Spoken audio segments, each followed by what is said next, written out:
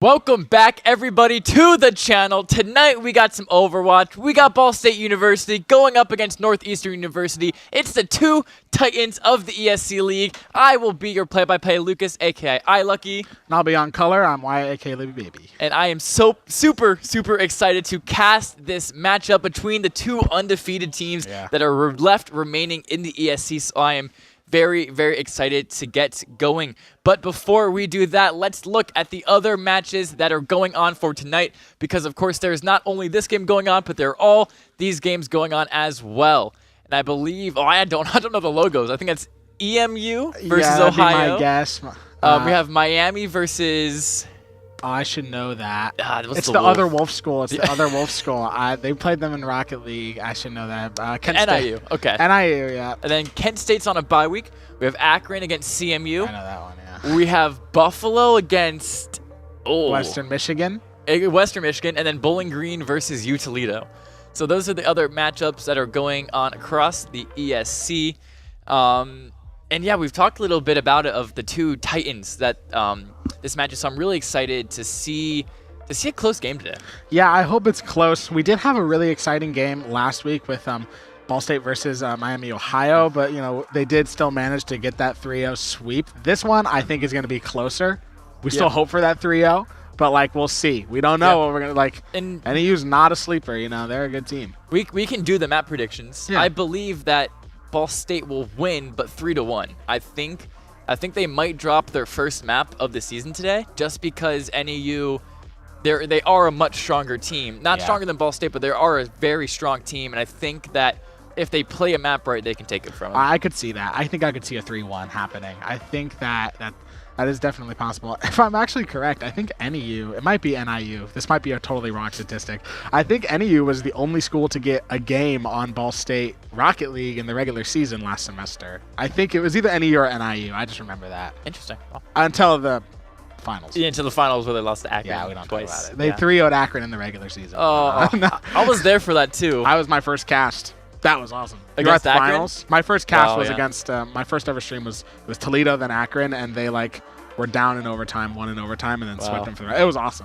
No, anyway. Yeah, I was at the ESC for the really? casting. Yeah, that's awesome. But yeah, anyways, so speaking of matches that have happened in the past, we've had some wins across all of our games the past week. So if you want to start with the ESC game. Yeah, ECAC. We had our Valorant Red roster go against I don't know how to say this school. Utica. Utica. They won 2-1 on that. Valorant Black went against Fisher and won 2-1. Rocket League Black, we streamed that last week, 4-2 against Rochester.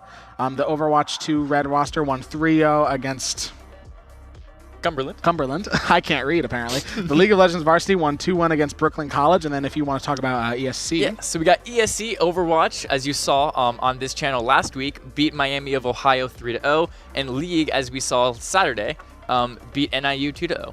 Yeah, and some more Rocket League. We had CRL. The RL team placed top 12 for the CRL Spring Open number 3 on the 15th. Yep, and then we have the iRacing stats that have a lot happened of stuff in the with past weeks. iRacing. It has. It's been a really good start of the season for us. Daniel Nanny 2 weeks ago won his third race in a row, so he won the first 3 races of the season. And then just last night, Kelton Quick, who's actually sitting right next to us, won his first ever race. I know, and won the Daytona 250. I actually heard him last before it say, "I might win Daytona. That might be my win," and he did. He did it. He was super confident going into it, and he absolutely should have been, because he played. He drove really well. At the end, he took his chance. He took the necessary risks he had to take, and he was able to win that race. Very impressive. I hear him like to refer to himself as a super speedway merchant. But, yeah. And then another win we had just last Wednesday. This man who's walking past the camera, Caleb Davidson, won at Long Beach. I love Long Beach. On Wednesday. So, yeah. Track. all of our varsity programs having a lot of success. Yeah, a lot of stuff going on past week so far. All last week. Yeah, That's I know, crazy. Right? That's crazy. And then speaking of our varsity program, we can look at the Overwatch varsity roster for today and for this season.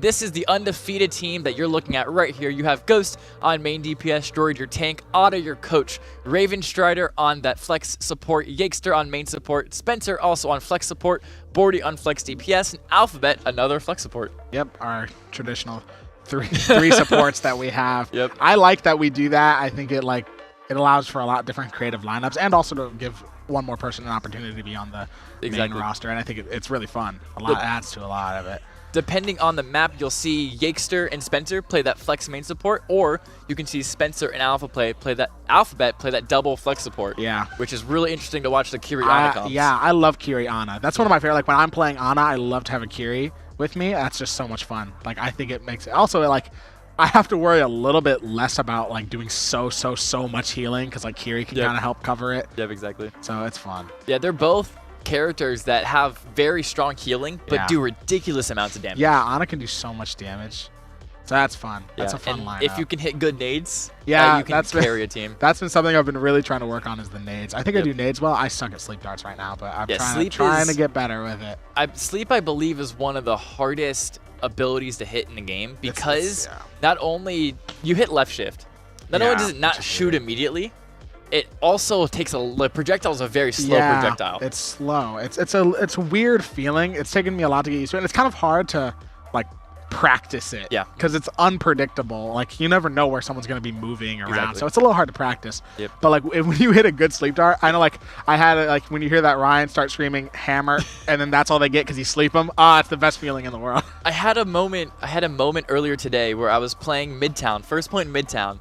And you know how there's on the far, I was playing attack, and then on the far back by the point, the left side, there's that building that has the staircase in it. So there, I was playing Ana. There is a Rhine. The Rhine is holding his. I nade the Rhine. I'm in that building, and he starts walking me with his shield up, and he just walks with his shield up, chases me up the stairs, because he knows if he drops the shield, I'm gonna sleep him. So we're up the stairs. So we're like this with each other. So he's pushing me up the stairs. And I jump over him and sleep him from behind. That's so funny. And then run the frick away. That's so funny. That's just one of my favorite because like when I am playing like tank or something and I get slept, it's the most infuriating thing in the world. It's just like when I'm playing like Sigma and I'm in the middle of a Sigma ult and I get slept, I'm just like, ugh. Well, I bet Roadhog players hate on us. Oh, could you imagine? Yeah, they do. It's like I have a buddy of mine who he hops on Roadhog every now and then, and every time I do, he's like, "You better play Kiri." Like, Yeah, because as soon as I see a Roadhog or a Malga, I'm just going on it. Like you do not deserve to play those characters and get away with it, in my opinion. That's what Ana's for. Yeah, exactly. And then we can now look at. We're getting a little sidetracked, but we can sidetracked. It's actually it's Overwatch. At least we're talking about Overwatch. Exactly. Now we can look at the NEU roster. So this is a northeastern roster who we are tied with them in the standings at 5-0. And if you would like to take that away. So we got Hedwig, Temporal. Is that one? I think that's the same name. Hedwig Temporal. I think that's one name. And then QG Hop, Frisco, Ducklin, Flying Away, Pyrocia, I Like Chicken, and J Turbo. These are such interesting names. I Like Chicken's amazing. I don't know how they got that. If that's their in-game name, I'm impressed. Well, I mean, is it just like he really liked the I Like Turtles meme and just like, let's just switch it a little bit? I Like Chicken. Who knows? I don't even know. I don't know how people come up with their gamer tags. Like, yeah, everyone has a different backstory. Everyone has a different story. It's funny. Like mine was just my last name was mispronounced all the time, so I stuck with that. Mine was Frag, our Valorant player, was very tired and sick one day, and it just came to him and like he was just like sitting there like passed out on the couch because he's like running on an hour of sleep and like really tired. And he's just, I go, I need a new username. Lucky Lucas doesn't work, and he's just. Lucky, because iRacing and Lucky. You're like, I'm like, that's genius. actually fire. Yeah, that's a good. Lucky's pretty fire name. You know what's not a fire name at all? You know what's a terrible name? What? Bordy. It just doesn't roll off the tongue well. Yeah, what a gamer Sorry. tag. No, Bordy's actually a really good name. I call Bordy in real life because it's that good of a username. Whenever I see him. Oh, Honest here. Yo, jump scared me. What's up? The mic's not on. Here, I got you. Oh, wait, it is on. Hello? There we go. Now it's on. He's working. Hi. Yeah, at least Bordy didn't make his username his first name. That would be kind of cringe. Yeah. That would be kind of cringe. He can't Who we hear looking that. We're looking at Spencer. Spencer. All right. Ada is here, our Overwatch coach, to talk to us about the new perks that have been added in Season 15. They're not using them tonight because, they're new. It's a new thing. But, I guess the question is, what do you think of the perks? Yeah, well, first off, we'll see them next week for the first time on Tuesday. It's only for 1 week where we're not using them. And I think they'll be a lot of fun. It'll make a lot of characters that maybe you don't see as often even better. So they might be able to pop up. A lot of the game balancing will probably have to be around perks now too. Yeah. But I think it's fun so far, just from what I've heard the talks of. Like, people are enjoying the new perks. It makes a lot of new heroes a lot more enjoyable to play at times and gives you a lot of extra versatility. And then how do you think it's going to affect the competitive side of Overwatch? Do you think that it'll drastically change playstyles? Like for Ana, most Anas sit in the back line just healing, but with her not only being able to nano herself, but being able to crit, do you think that maybe gives Ana the chance to take more aggressive angles? Absolutely. I think that a lot of perks kind of just do give characters, they cover the weaknesses that the characters used to have. I think my biggest worry just with perks is that if there's a couple that are really OP and then it kind of just makes it so you want to just stay on the same 5 characters the entire time. They are coming out with hero bans in Season 16, but while we don't have that, that's the biggest scary part, is just if there's a couple that are super good and then you just want to always play with those. But otherwise, I think it is good for a lot of characters where you get to see new and interesting play styles with them, so it'll be fun. Yeah, and then the other thing with the perks is that when you swap characters, the perks don't stay with you. I think you get a little bit of the XP back, but I know it doesn't stay with you fully, so it discourages counter swapping. So it does do that a little bit. From my knowledge, the way it works is if you play let's say Lucio, you get him to tier 3, and you have all your perks. If you swap off Lucio, if you go back to Lucio, he will have all his perks still. Okay, interesting. And then, but the character that you swap to will have no perks, and then you have to restart. But later into the game, your perks will start to charge up a little bit quicker than usual than at the start. So I see. It is discouraging counter swapping, absolutely, because you will have that period of time where if everyone else has perks and you don't, then you're going to be at a big disadvantage. But they do have systems in place to make it so you still can swap. It's just there's going to be that little lull where you're going to be weaker.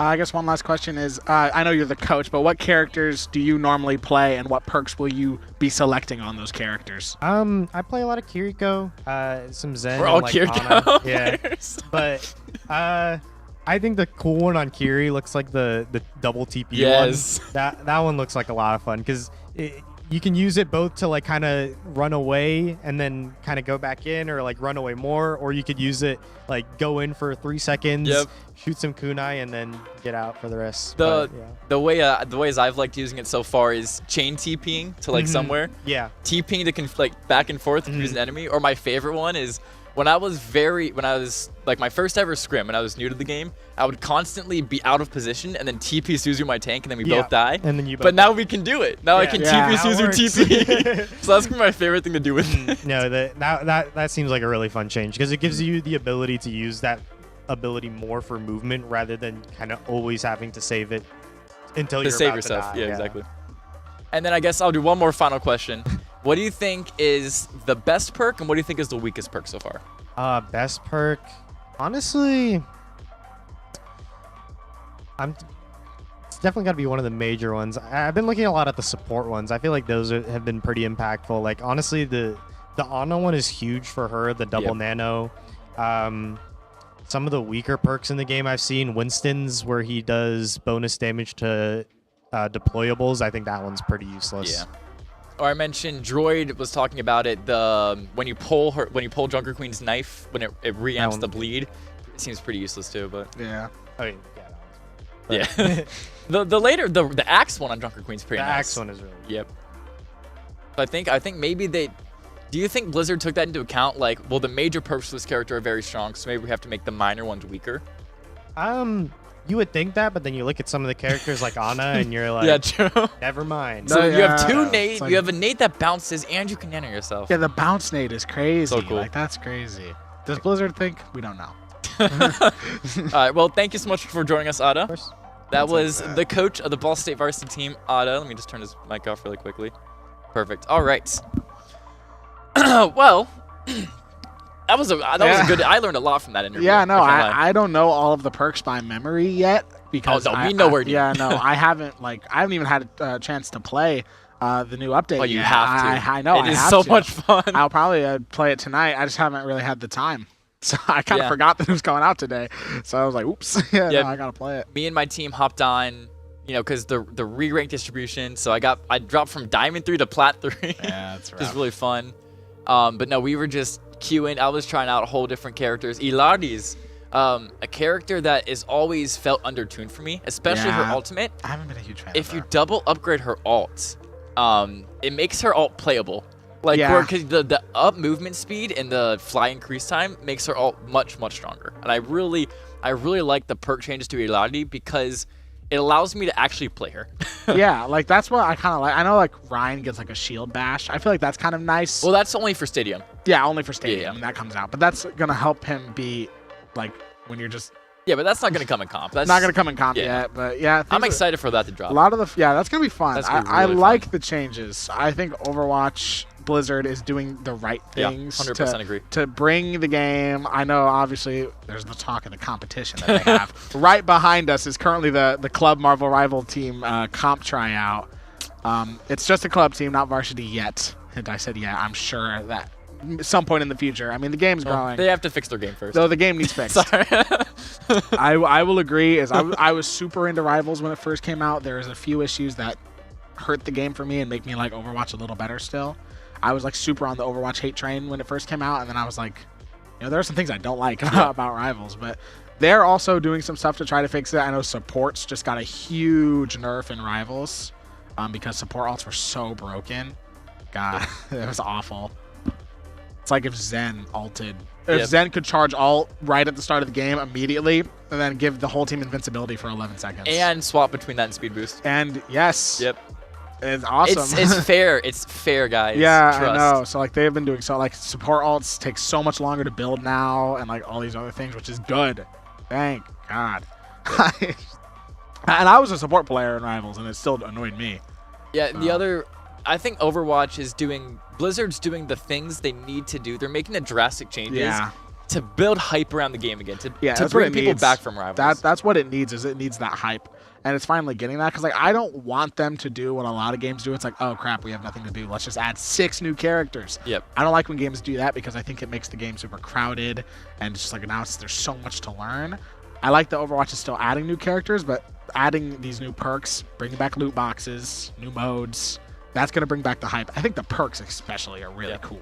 And then Stadium is like Overwatch game, right? But then you put in like the Valorant with the different rounds, and you put the league aspect in it with like upgrading your characters and stuff. Yeah, it's gonna be fun. It's my 3 favorite games minus racing games, Yeah. like all combined into one. So I think when that game mode comes out, I'm gonna really enjoy it.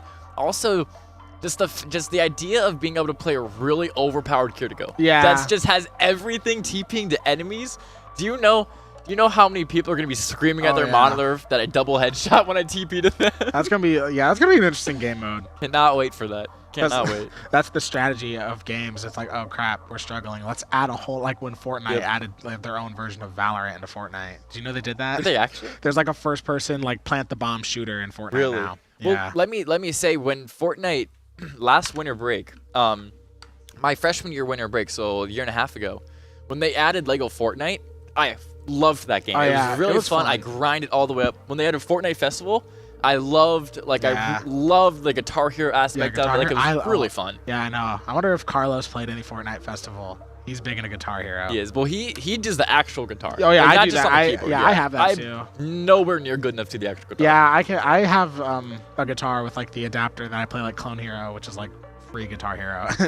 But yeah, I don't have that for a festival. With festival, there's a lot of weird stuff you have to do to get an actual guitar working, or you just buy a Riff Master, which works automatically, I think. Yeah, I'm embarrassed by the amount of money I've spent on songs to play in Fortnite Festival for a free game. Just the amount of money I spent on Fortnite. It's because they had like Green Day songs. Oh yeah, they and, had like such songs good I really Such good enjoy. songs. I Yeah, love like Green Day songs. the songs they picked were just like really good Yeah, selections. yeah. I'm lucky that I play Yeah. the real guitar, so I'm a little discouraged. I just like try to learn the real Yeah, song. let me learn the power chords first. Well, Green Day's fun to play guitar on. Oh yeah, Because it's just power chords. You know? You just go at it. Well, it's the same thing in real life. I actually just learned a Green Day song. I learned which one? Know Your Enemy.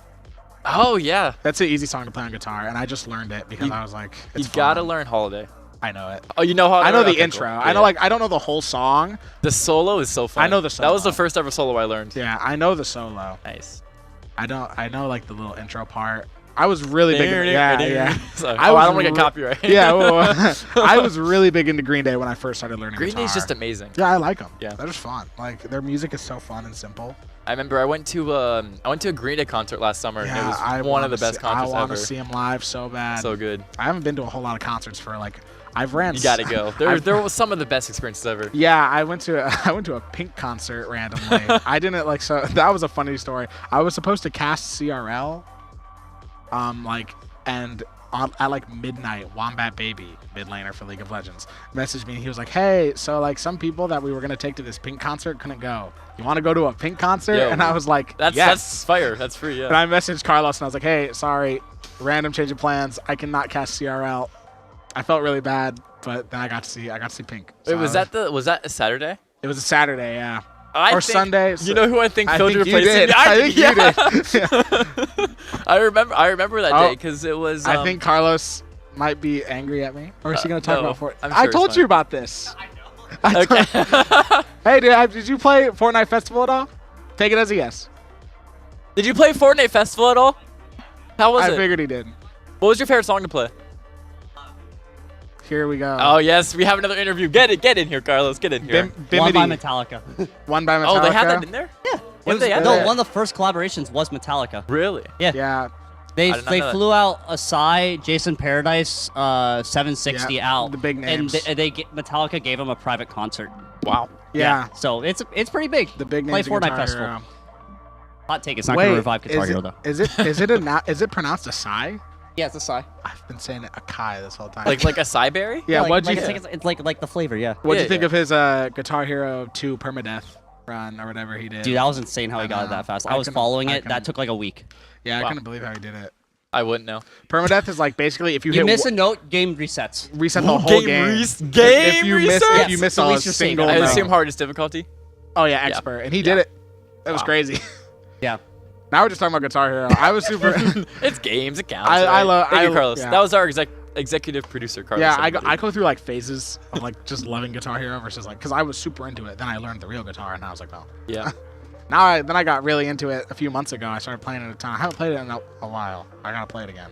Yeah. I remember that Sunday because I think Carlos asked me to cast, Yeah, and I was like, I mean, I guess I can, but I'm not gonna be good. yeah, because you're a Valorant. Yep. Like during first semester you do Valorant. Yep. And I'd never ever casted Rocket League before, Yeah. and the only experience I have of the game is when it first released. I'd play like Rumble with my friends for the first 6 months, and like I just don't know anything else about it. Yeah, it's like I don't know much about the game, but I've learned a lot from casting it, and I used to play it a lot. Yeah. But At the For same me- time, it is car soccer. yeah, so it's pretty car easy soccer. to cast. Yeah. You can do it a lot. I try to like make it super hype. If you watch the stream last semester, I scream a lot. Yep. Every time there's a goal, I scream. I will say last semester they couldn't get a Valorant caster because everyone was busy, and I was like, I messaged Melody, our Valorant VD, and I was like, I mean, if literally no one else is available, I can do it, and no one else was available. So I Yeah, ended up so you casting. did it. How was I that? know nothing about Valorant. Okay, yeah. I was 'Cause- like, I know how the game, like the idea of the game, because I've played it before. Yep. I used to play it a lot. I played a lot of Valorant, and I played a lot of Counter-Strike too. But it's like I didn't know the new characters. I didn't know who was good, so I was just kind of like, oh boy. And I also had no game sound. We had a problem with the game sound. One of my most embarrassing casting moments is someone, I don't remember who, got a 3K ult with the bow and arrow guy. Oh, Silva. So Hunter's yeah, Fury. got a 3K ult, and I totally missed it because I didn't have No game sound. So I was just chilling. I was like, oh look, a 3K, and then it got posted to the Twitter. Nowhere to run. Yeah, I totally missed it. I just was like, oh look, a 3K. And then Connor, one of our former casters who transferred sadly, was like, yeah, what a crazy... he saved me so hard because I totally missed it. I was like, oh crap, that was sad. Yeah, if I had to rank the games easiest to hardest to cast, easiest is probably Rocket League. It is. Just because car soccer. There is, like, if you want to get super in-depth, you can. Yes. But just to do play-by-play and talk about what's 100%, happening, it's not that hard. Because obviously there's things the players are thinking that Oh, yeah. I just don't know. Like rotates and... Yeah, there's rotates. There's, like, crazy flip stuff. Like, all the flips have names. Yeah. And, like, they're, like, I don't even know those. Yeah, I wouldn't. But then I'd say next is probably Valorant. Yeah, It's slower paced. The fights are way shorter. That's what makes it And it's easier, just, you know, it's one-tap headshots. You know, everything's really simple. There's no cooldowns to trade in and out. Then the next is definitely Overwatch. Yeah. It's harder than Valorant in the fact it's quicker paced, and you have so much more to be looking at because it's not where just every character has 3 abilities. Yeah. Every character has 3 cooldowns, which, you know, are much more meaningful to the game and get used much more often. And then by far the hardest is League because holy crap, that game is ridiculous. No, I couldn't even do it. Holy crap, it's ridiculous. I would never volunteer to cast it. If they couldn't get someone, I would just be like, you're gonna have to find anyone. Yeah, sucks to suck. I guess. Yeah, you're not. I'm sorry, I can't do it. I would love if we could do an iRacing stream. I would love to try to cast that. I wouldn't be that good. I hope we do an iRacing stream. I know. Yeah, just like cast it. I would love to cast it. Yep. Because I love like motorsport. It'd be just fun to try and You get to cast me. That'd be pretty fun. Yeah, it would be cool. Be like, yeah, I'm a fellow caster. I lucky. But the League is 170 champions, all the items. Yeah, there's so much stuff going on. I have enough knowledge to where I can do a good play-by-play. But put me on color and I will just not do anything. I just don't know enough about the game to tell you what happened in a fight. I have no idea. Yeah, no, I have no idea. Yeah, it's just there's just so much going on, and yeah. If you don't know what a character does, then you're just going to be essentially you're just kind of cooked. Yeah, you don't know what's gonna happen. Yeah.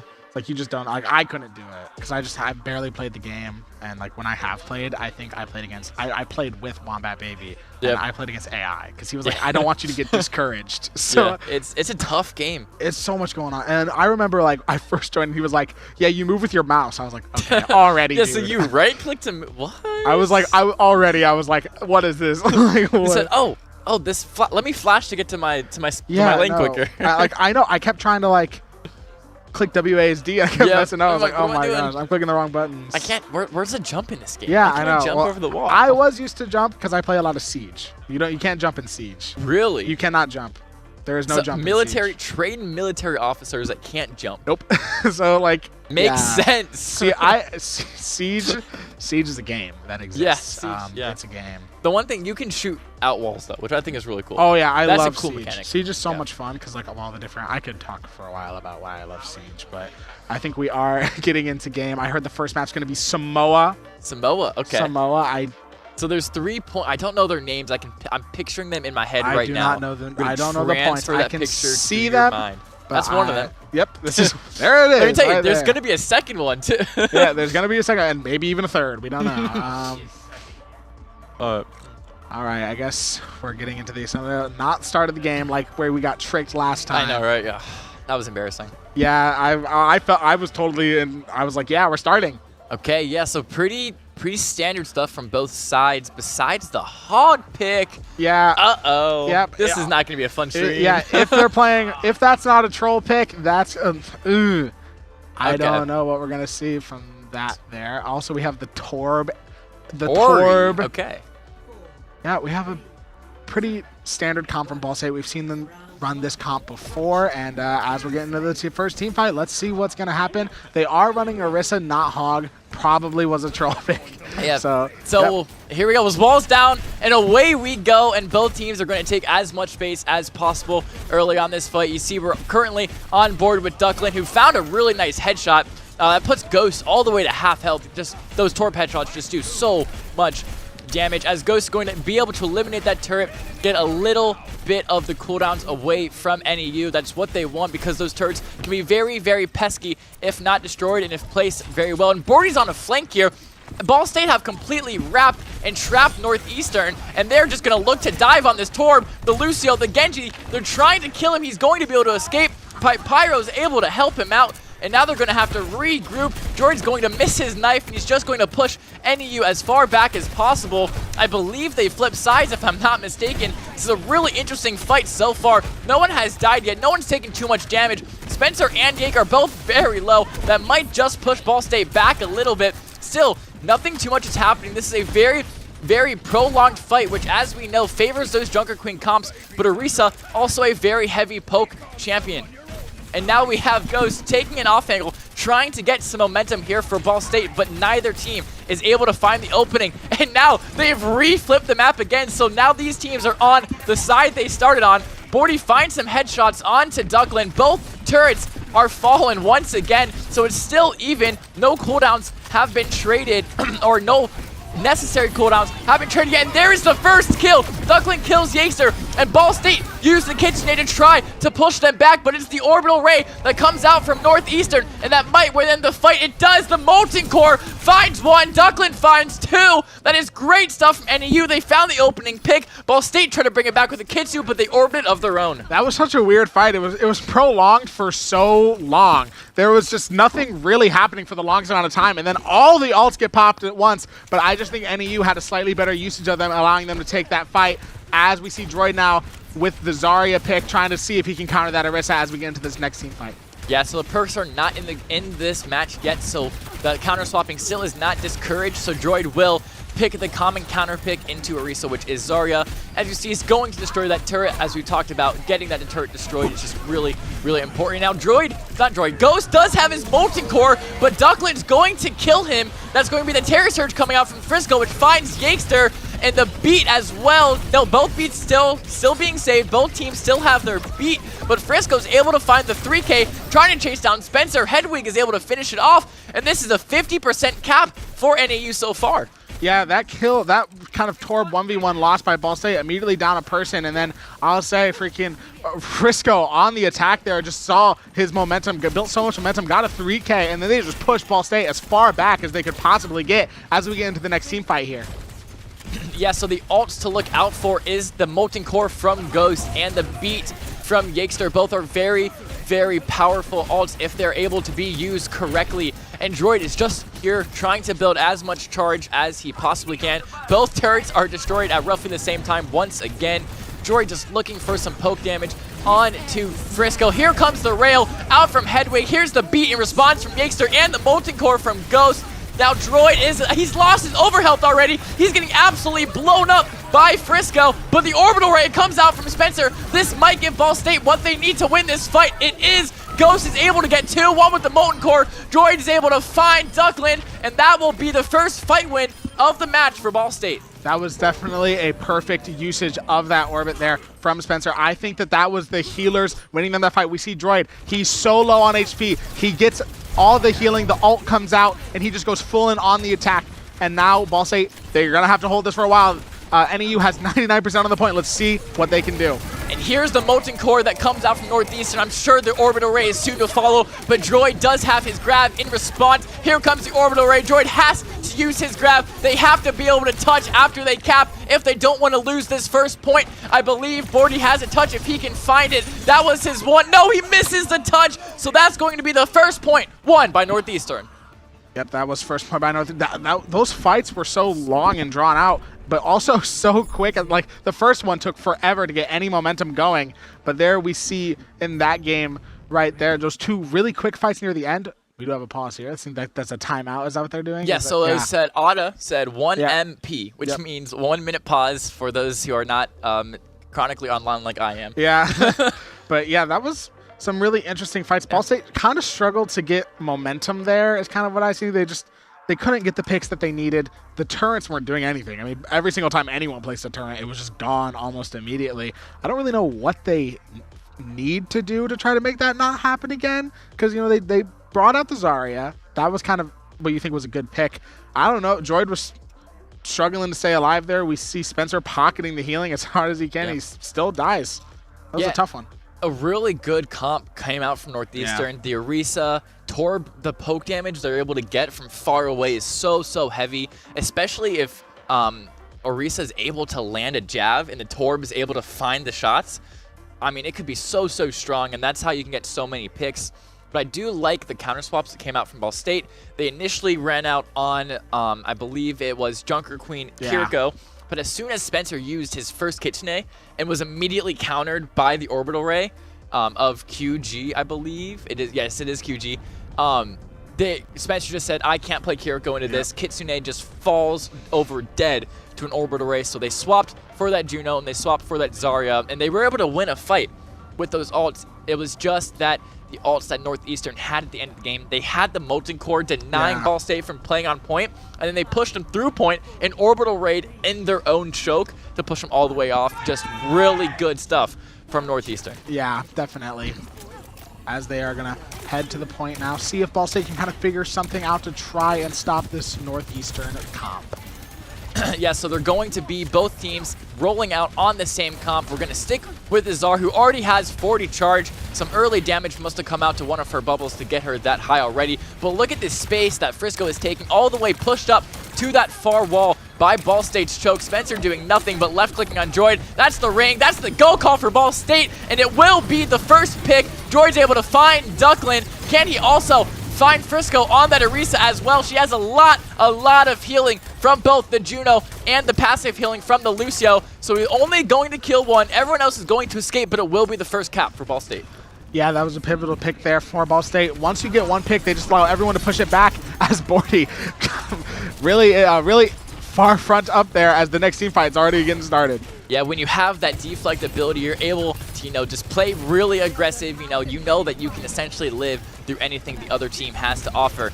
As Yakester wall riding, just looking for some pop shots, looking for some early damage on the Soj. It will be the dive onto the Soj from Bordy and Yakester. They're not going to be able to finish up on the kill, so they're going to have to fall and regroup. No, Bordy actually kills Hedwig with the deflect. Hedwig was shooting a little bit too much into Bordy. Bordy hits his E and is able to get the kill. Now Ball State will once again be looking to push NEU all the way back into their spawn. Yeah, if you lose your Sojourn in a team fight, that's going to be rough. You only have one DPS, especially if you lose the Sojourn, who does so much damage. And you lose it, that's not good. Here is the ultimate coming out from QG. That's the Orbital Ray. That will give NEU the free point, and Pyro is able to find the kill on Ghost. Ball State were planning on just kiting it, living and going back with their own, but because Pyro was able to kill Ghost, that's going to take Ball State much longer and give NEU time to regroup on point here. But here is... No, why did I hear a Kitsune voice line? I might just be going crazy. That's my bad for those at home. Bordy looking for that turret to be destroyed, but Duckland is keeping it up with his life. Here is the Orbital right now from Spencer. Puts Frisco all the way to low health. He has to pick up the Mega, and Droid has 100 charge. Look at that damage output that he was able to do on QG, and look at how much damage Zar can do when you shoot those bubbles. That's why you don't shoot them. That is a really well fight one from Ball State, only using one ult, so they still have 4 left. Yeah, that was a great ult there from Spencer. And then all the damage that Zarya can do when she gets that full charge. That's what makes Zarya fun to play. When I finally learned how to do that, it makes her so much fun to play because she can just output so much damage and just push the entire team back because there's no countering it. Yeah, Ball State are going to look to use all 4 of their ults here and make this the final fight and just win this point, send it to a 3rd point under control. There is the grab, the beat in response from Pyro. The blade comes out from Bordy. He's able to get Hedwig. Ghost able to find a headshot onto Duckland. It'll just be Frisco by himself. I don't think NEU have a touch. They might if their Juno can get back in time. Maybe their Lu, but Droid is at full charge and is looking to absolutely beam him out of the sky. Yakester finds QG, which is one of NEU's touches. Yakester also finds Pyro. NEU don't have touches left. Can Ball get there in time? Frisco does not, so that'll be the 2nd point one from Ball State. I love that ball switch at the end just to try to get that touch. I have done that so many times. That's pretty much what Ball's used for nowadays. Get that last touch at the very end. I tell you, Ball State, they played that really, really well. They found the response. They were getting these picks that they needed to get. They were using the ults properly. And, I mean, like we said, that last team fight, they had 4 ults to use to ensure that it was the last team fight to win them their first point. the night. I remember there's a moment in one of the matches that I played. We were on New Junk City. It was 2-2. Both teams were at 99%. My tank rolls out on the ball, is able to stay alive. We're able to win the fight somehow. Just crazy ball, how quick ball is, and his sustainability to hold down a point. We're also seeing Frisco on the Sigma here, heavy into the poke comp for NEU. Ball State running a comp that we've seen them run a ton with the Kiriko, Lucio, and the Junker Queen. Yeah, so opting to go back to the Kiriko over that Juno, and QG opting to be off that Juno as well onto that BAP. So a lot of comp changes here for this third point. Frisco is able to find Yakester with only poke damage alone. That's going to push Ball State back because you're missing a healer, you're missing a support. Droid might be able to get out with his life. Hitting the axe really helps him get some healing, so he will be able to live. But now Ball State have to answer because NEU have first point. They were able to cap first. They have to go quick if they don't want that to build up too much. And there is the lamp out from QG. That might be Ball State's go call. Their BAP does not have the most overpowered cooldown in the game. 25-second cooldown, by the way, if I cannot add that immortality lamp. And now Ball State have completely flipped sides here on this point. That is Frisco, who's up. He has used his hand. He's able to find the rock kill on Bordy, but he is low. He's going to get traded out by Droid. Spencer's finds the kill on Pyro. This is a very even fight still. This is very winnable for both sides. Who will be able to come out on top? Spencer finds QG. Droid finishes up with Ducklin. So Ball State will win that fight, but that could have been anyone's. That definitely could have been anyone. That one pick there from Frisco. Sigma can do so much damage with that rock. A lot of people don't know that. The rock can be used in so many ways, and that's why I love playing Sigma. But now we do see them switch back to Orisa. They know that they probably need to try to out-brawl here, maybe get and still be able to use that poke. So let's see if NEU can respond to that as Ball State builds up this percentage. We are off the BAP onto that Juno, and that is the Kitsune coming out from Spencer. That's just going to be used to stall. As you see, Ball State push NEU all the way back into their spawn, letting that point tick, tick, tick up even further. So that's just a well-played Kitsune. You know, it's going to push them back. But now NEU have ults of their own. That's Rails coming out from both sides, from Ghost, from Hedwig. Can they find any kills? It doesn't look like any kills are coming out yet. Both teams are just so good at staying alive, so good at being sustainable. But no, Ghost is able to find the rail onto QG. There comes the Molten Core out from Ducklin. The fight looked lost. He's still invested, able to kill Droid, able to take out the tank, but I don't know if that ult was worth it. Yeah, maybe a little bit of an overinvest. His whole team wasn't really there to back him up when he used that ult. One thing I loved is, you mentioned it also, that Kitsu ult from Spencer, it was kind of interesting. They play it far up, and that just builds them more time because it makes NEU, oh, well, we can't fight into this, so we got to back up. Yeah, it was, as you said, placed very, very far forward, and Bordy on this off angle looking to put as much damage into Frisco as he possibly can. Frisco's out of armor, but Droid's taking heavy heat, and the Rampage comes out. The heal does not come out in time, so he will die. This is still winnable for Ball State. It's a 3v3 still, as it's just, I believe, Bordy and Droid who have died for Ball State, but there's Yakester who falls next, so NEU will now have won the fight. Spencer still playing aggressive, knowing he's able to TP out on that Kiriko, but now it's 85% Ball State, 46% NEU. We are back on the Zarya from Droid because they played Orisa again. Now we're opting for that Zar once again. And look at this. Frisco's getting very, very aggressive. It's a Kitsune coming out from Spencer. The Orbit coming out from QG Hop. The Terror Surge coming out from Frisco. And Ducklin will be able to find the headshot on Droid. Frisco's able to kill Yakester. And that will be another fight win for NEU. Ball State are now under serious time pressure to win this map. Yeah, this has all of a sudden gotten really, really close as NEU is getting closer and closer to that Ball State percentage. Ball State needs to get a team fight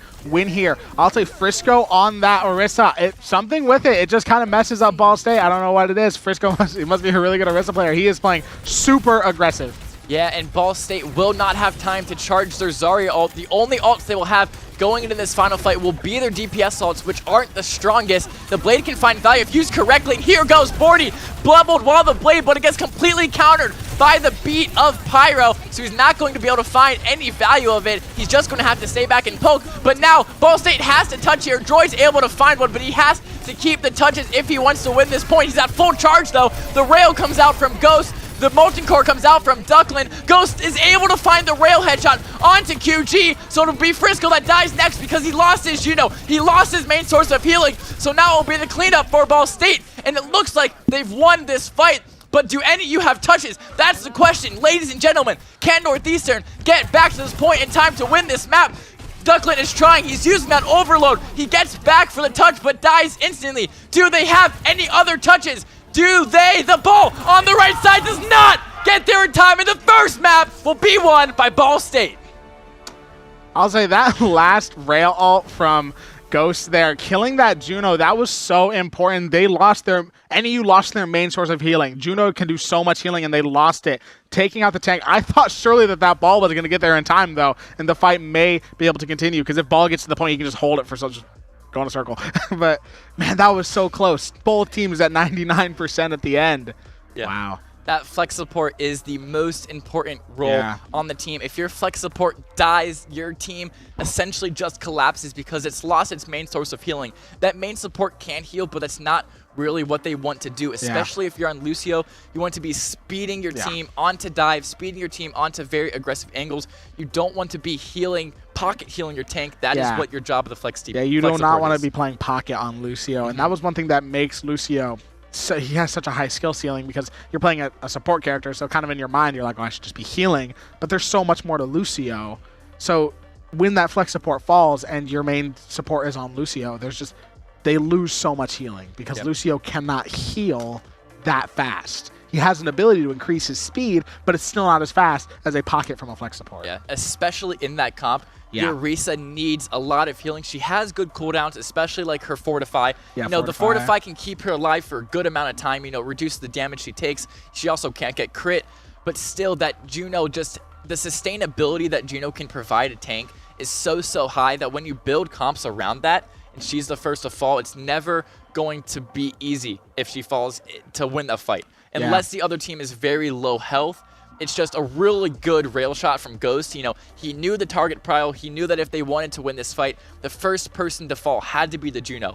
Because once the Juno's down, the Orisa becomes so vulnerable. Yeah, that's just like a moment of good game sense there, I think. He is like, I think some maybe lower skilled DPS players, they might use that all, and maybe they just start flailing on the tank. We don't know what we see. That's what a lot of... They start flailing on the tank. But no, he sees the Juno flying through the air, and he pinpoints it, takes it out, and then the Orisa has nothing, because in these heavy brawl comps also, tank dies, like you said, unless the team's low health, it's kind of over. Yeah. So once the Orisa dies, there's nothing, but the Orisa has to die somehow, and killing the Juno was the best way to kill the Orisa there. There's two deaths that are, in my eyes, there's two deaths that are automatic fight losses. You can live if your main support dies. You can kind of live if your DPS dies. If your flex support or if your tank dies, it's automatically a fight loss nearly every time, unless you have a really good ult to win it back, or the other team invested so many cooldowns and are in so low health that you're able to push them back and find some equalizing picks. But yeah, those two positions, you know, those two are just what they're the most most important roles to a team. They are, and that's what, like, one thing that I'm kind of glad is happening with these perks. There's so much pressure on the tank role in this game to stay alive and just do so much work. That's kind of what made me want to switch off of tank, because I feel like I just have so much pressure on me to stay alive and build space and do all these things that the tank is supposed to do. With these perks and also with the meta now making it so you can play a lot more tanks, I think that it's getting a little bit better as we see Blizzard World as the next map here. I love Blizzard World, especially that third point. Yeah. I'm excited. Yeah, and you talk about the tanks. That's why a lot of people prefer the 6v6, because you don't feel like the weight of the entire world is on your shoulders. You have that off tank to help you, you know, do a little bit more, take a little bit more damage. But now that you're solo tank, you're there in the front line. You're essentially by yourself, unless you're playing a really heavy dive comp, and you're just taking so much pressure from everybody on the enemy team, and you don't know if you don't know where your teammates are, because they're all behind you. You don't always know, and that's why 6v6, a lot of people love it, especially a lot of tank players really like 6v6 because they get help. I mean, I know that Ball would. I'm sorry, I mentioned it a lot. Ball would be a lot better of a tank if there was 6v6 because he wouldn't be under so much pressure. I'm not a really big fan of 6v6 though. As a person who played tank, who has most of my hours in game, even though I'm a support player now primarily, most of my hours in the game are on quick play on tank. Like, I played the game casually on tank for I think over 100 hours almost on tank. Wow. So, but I still just don't like 6v6. I don't like it. I remember the Moth Meta released is playing right now, and I played it, and I I didn't enjoy it. The support role is so unfun. No, yeah, you're right. So it's not. unfun. Because I played Overwatch 1. Now, I did play Overwatch 1 at a time when I knew nothing about competitive video games. I was just playing whatever character I wanted to play. I was actually a DPS player in Overwatch 1 because like that's just who was fun. When Makes I was more like, sense, yeah. When I was like 15. Yeah. So I was playing like Genji, which is funny that I played Genji because I cannot play Genji now. I cannot make Genji work. But in Overwatch 1, I played a lot of Genji. I don't know how my younger self did that, but yeah, I just don't have as much fun with 6v6. I don't know what it is. I don't even like, even in Rivals, in a game that is 6v6, I don't like it as much. I just don't. Yeah. There's a lot more going on. It's Yeah, also, it's so also the chaotic. fact to me that the support selection in the Moth meta currently is Sim, Mercy, Ana, Zen, Lucio? No, is there even a Lucio? I don't know. I don't remember. I haven't played it enough. It's not a good cast. No, it's not. I mean, so Brig is the one that's next released. Goats is what we're getting next. Yeah. Now, Goats will be fun because I know that if I'm playing Goats, I'll be able to play Brig. And Brig, I find, I'm terrible at Brig. I'm so bad but at I Brig, think too. she's very fun to play. She is fun. I'm just Much more fun to play than a Zen or a Mercy. So it's just, I just don't like the Moth meta. But I think that when they release Goats, it'll be sweet. I know especially if you have a stack to play with. One of the really big popular things with Overwatch Classic right now is playing DPS Doomfist. Oh yeah, That's really popular. A lot of people leave games if they can't get DPS Yep. Doomfist. As we get into the next map here, Blizzard World. I absolutely love this map. Not playing these tanks. That's not who I play, but we have a Winston here from Ball State. We've seen Winston come out a lot from them with the Widowmaker. I don't think that if they actually are playing Widowmaker, they're going to be playing it the whole time. Just trying to get those early picks with the Widowmaker. Also, Bordy on Tracer. We know how much Bordy loves Tracer. And we have Alphabet in the game now on Ana. Yeah, looking at NEU's comp, their comp makes a lot of sense. Very heavy poke. That's right, and Ghost and Spencer are doing the weird... They told me about this. It's a weird glitch angle you can find. Not glitch, but an angle you can find with a Weaver and a Widow. So they always open up Blizzard World on that, but now they're on Ghost.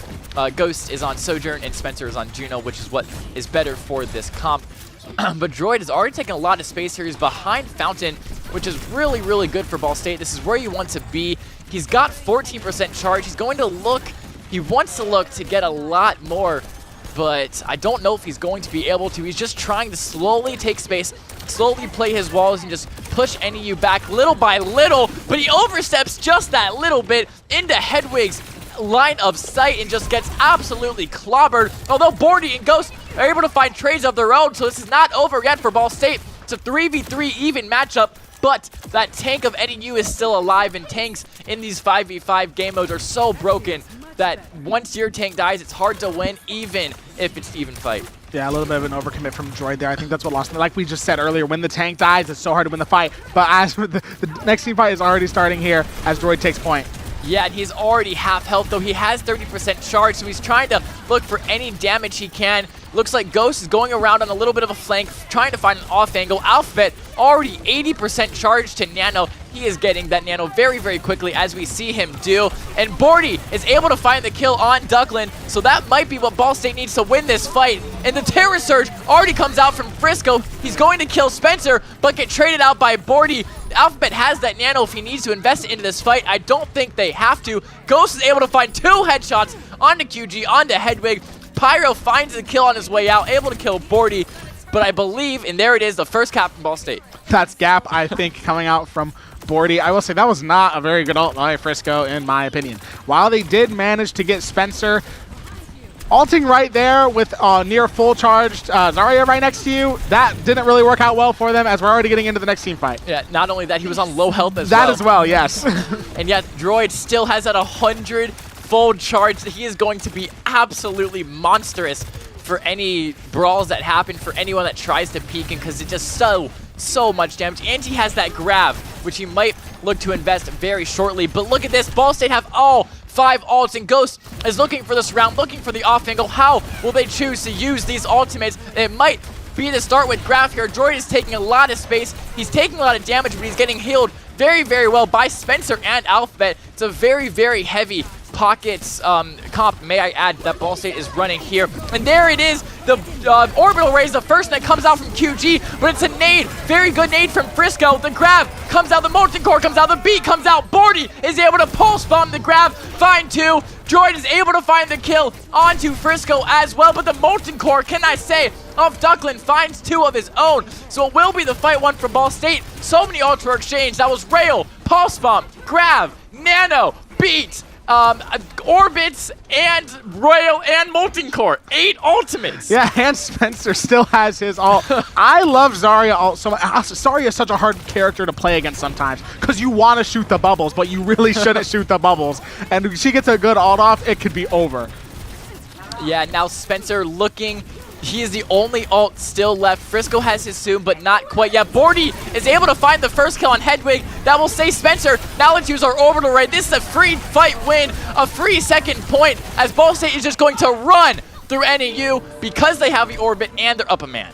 So yeah, such a quick team fight there. Ulted from Spencer to ensure them the team fight win. Bordy just going through and getting pick after pick. Great stuff there. That's how you want to play Tracer. You just want to be annoying. But he is finishing out by getting these picks. He's playing amazingly.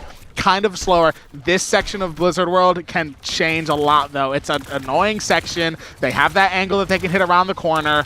Let's see how NEU can respond to this, and let's see what Ball State can do if NEU maybe gets a really good momentum around this corner here. Yeah, and Ball State have to be careful because Frisco has that Terra Surge, which can clump them together and do massive amounts of damage if Ball State do not tread very carefully here. Although Droid, with that full charge, he's just doing so much freaking damage. I mean, his output's crazy, but Hedwig finds the rail headshot onto the backline, onto Ghost. That's going to be a really good kill for NEU. That will push Ball State back, make them wait a little bit longer, and, you know, Droid just gets jabbed all the way back. Frisco says, back up. We do not want you here right now. We're going to stall as long as possible. But as this is happening, Frisco's not the one with ults anymore. There goes the window from NEU. The grab from Ball State, the nano from Ball State. It's nano grab that comes out. Spencer will find 2 of his Pulsar missiles. Bordy looking for a kill on the Eladi. I believe that's Pyro. It is Pyro. And it's going to be a team kill fight win for Ball State. Spencer gets a 4K. Wow. Spencer on the Juno with a 4K. That's interesting. I'll tell you, Droid is almost always fully charged on this Zarya. He's playing Zarya absolutely perfectly right now, using the bubbles at the right time, baiting them to shoot them. He's always fully charged. As we already are getting into another team fight, it gets really fast-paced on this last section of Blizzard World. Yeah, now Ghost and Bordy both have their ultimate. Spencer's once again close to that orbital ray. Frisco did not use his Terra Surge, so they might be looking for a Rail Terra Surge, find some good damage. Alphabet lands it in on Frisco. It's going to push him back. Hedwig, though, activates his Rail, gets the 3K, 2 headshots on the Ghost and Droid, gets a body shot on the Bordy. Great stuff from Hedwig. It looked to be a lost team fight for NEU because Frisco was antied, but Hedwig just hits his Q and finds some ultimate value. Yeah, that's what won the fight for NEU there with that. They thought they were lost with the anti, but what a great ult coming out from Hedwig there. Nice little 3K on the Soj. That's not an easy thing to do, but he managed to pull it off. And here comes the Molten Core out from Ducklin and the Terra Surge from Frisco. That's a crazy ult combo. Put the Molten Core out, trap them in it with the Terra Surge. That's 2K. That's 2 kills for both Frisco and Ducklin. And another team kill comes out, this time by NEU though. So a really good ult combo. And now Pyro has that Captive Sun. The ultimate counter to Captive Sun is Kiriko with the Suzu, but Ball State are not running Kiriko right now. Yeah, maybe they might be running into Spawn and Switch, but no. This map, this last section on Blizzard World Hill can entirely change the momentum of a game. It's been so in Ball State's favor. NEU is finding something. They're holding them here as much as they can as we're already getting into the next team fight. Yeah, and here is the orbit coming out from Spencer. Ball State are going to look to do as much as possible with that. Frisco gets antied and insta-killed. That's really good stuff there from the supports of Ball State. And it will be just a cleanup fest now as Ball State have won that last point. But Hedwig is able to find a rail into the backline, able to kill Spencer. That will make this a lot harder of Ball State to get this final last bit of push. They had lost their flex support. They've lost, well, they have 2 flex supports, so they're actually not down that much healing. So it might actually just be okay for Ball State, but it's going to be the window coming out from QG. That's going to do ultimate damage if Ball State are peeking it, so they have to play these walls now. They have to be careful. Spencer is now on that Kiriko, probably to counter the Captive Sun, but they now switched off, and NEU did, but it will be the kill coming out from Droid and the grab, and this looks like it's just going to be the full cap from Ball State. It is going to be, and there it is. Oh, Frisco just couldn't take the massive amounts of damage that was getting put onto him, couldn't find a wall, and he just dies and falls over. Yeah, definitely. What, like I said, that last point of Blizzard World can be such a game changer. We saw it. NEU found something. They got 2 really fast team kills on Ball State back to back, but Ball State, they took that alternate route, and they just kind of outplayed them there. That's, I think, best that it can be called. I think Alphabet, a little bit of an unsung hero. Like, you don't see Ana much, but every time you see someone antied, you know that's Alphabet. Getting the healing, I think that he's been playing some great Ana tonight. Yeah, his nades have very, very strong timing, and that's what you need from them. You need the correct target power with your nades, and another tech, I think, okay, so TAC P1M. So if you're not chronically online, like I am, unfortunately. Speaking a different language. He meant to type tech. Yeah. So tech pause for a minute is what that is translated into. So it means one of our players is having a little bit of tech issues, a little bit of PC issues. I wonder who it is. It's probably Bordy. Tactical timeout. That's allowed? Really? Okay, so I'm getting word from Prod. I am incorrect. It was not a mistype, tech P. It was actually TAC P. Yeah, so it's like an actual timeout. So I didn't know this was a thing. We've never seen them in the ESC, probably because all the matches have been rolls. Yeah. But now that it's close, Ball State are opting to use a timeout, regroup a little bit. That's really interesting. Yeah, that is interesting. So tactical pause. Wow. I mean, that shows that they're not taking this lightly. They know that they could lose this, but I mean, so far we haven't seen it. I mean, took game 1 and they just pushed it all the way. Obviously, I didn't manage to catch how much time was left on the clock. They are getting back into game now. I think roughly over a minute. Yeah, I think a minute. My guess. They ready? had the Boom, time. A minute 21. I'm gonna be spot on. Yeah, maybe. Let's see, I have no clue. Nope, 3.8 seconds. Wow. I'm so far off. Yeah. Man, I actually thought they had a lot more time. Maybe. Okay, so maybe now I do see why. Yes, sorry, Mom. I was checking text from my mom. I felt my phone vibrating. That's okay. Yeah, me too. Whoa, I got a ton of Discord notifications. My mom also has texted me. Oh gosh. Thank you for tuning in, Mom. Thanks, Mom. We love you, What's moms. the problem? Oh, she's taking pictures of me. I love you, Whites, Mom. Nice shirt, lol, from my mother. Yep, rocking the Prod jersey. What about? Do you like my Barcelona's shirt? Yeah, what a shirt. All right, let's get into the game now. Into the match. And it's a crazy rail headshot that comes out from Hedwig. That will be the first pick of this half, and Ghost will be the first to fall. That will be NEU now just running over Ball State as they're down a DPS, so they have a huge lack of damage output here. So Ball State really can't do much but just straight fall back.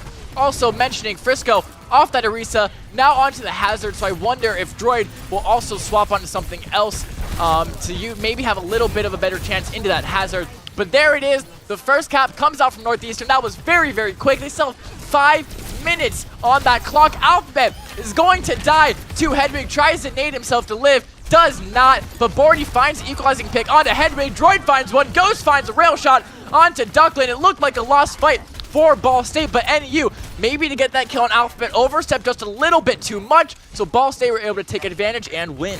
Yeah, that real fast cap is not exactly what Ball State wanted. It took Ball State a little bit longer to get that first cap. But now we do see they're holding him to it. They're going to have to hold him for a long time here. 5 whole minutes. It's going to be rough, but let's see what they can do. Not to mention, if they get that second point, they get even more time added on.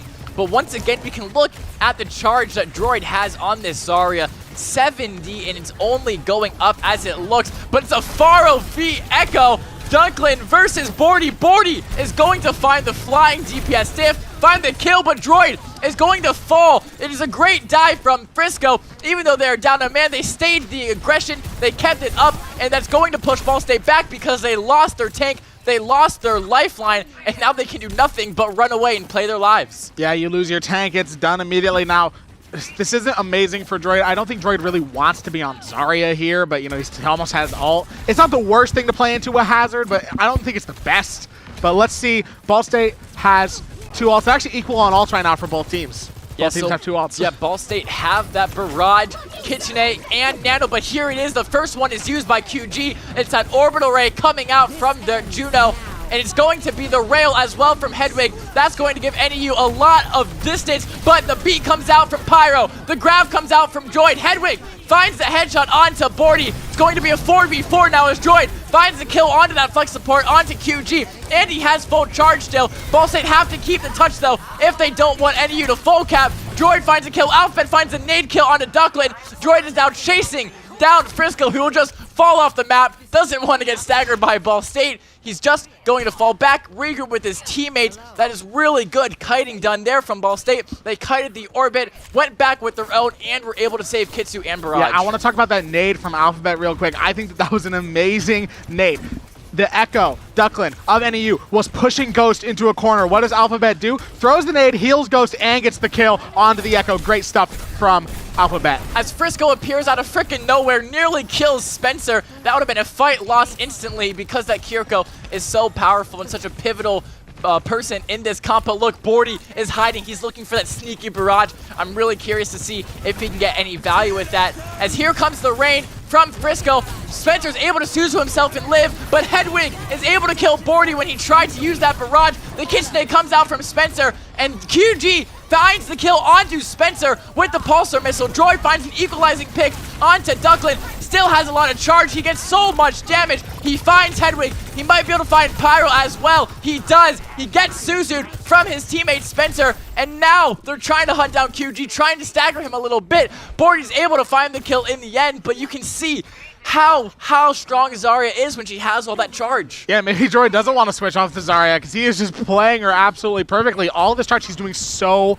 much damage, and NEU just can't get any momentum down. He already almost has ult again. So, and yeah, now Ball State's going to push this back. That's definitely what they want to do here. And there is the grab coming out from Ball State, and the nade lands perfectly in the middle. Ghost is able to find a kill onto Hedwig.